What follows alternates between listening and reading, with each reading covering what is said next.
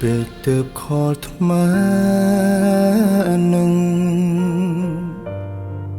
មិនមែនចង់រំខានអូនទេគ្រាន់តែចិត្តនៅតែនឹកពេលទោះដឹងថាគ្មានសិទ្ធដូចមុន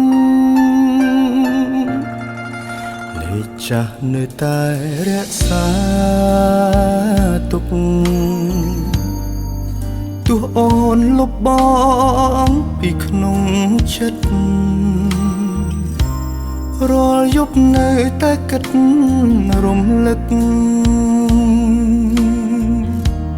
រឿងអតីតដែលធ្លាប់បានហើមនឹងពេកទៅខលថ្ម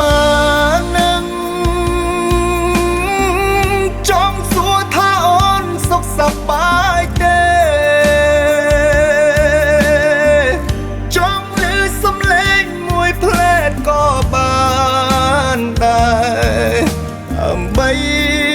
បន្ធូរចិត្តនឹកអូនបើខលទៅហើយអូនមិនលើក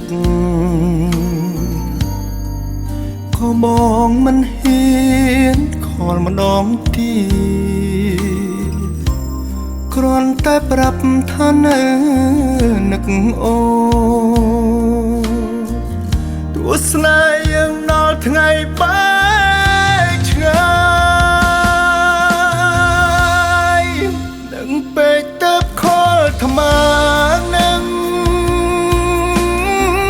ចង់សួរថាអូនសុខសប្បាយទេចង់ឮសំឡេងមួយផ្លែតក៏បានដែរដើម្បីបន្ធូរចិត្តនឹកអូន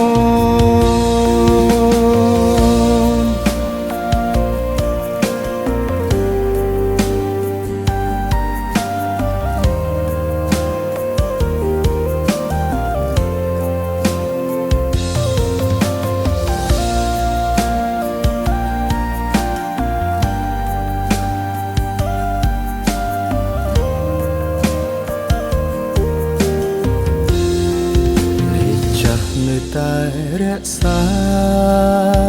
ទុកទោះអូនលុបប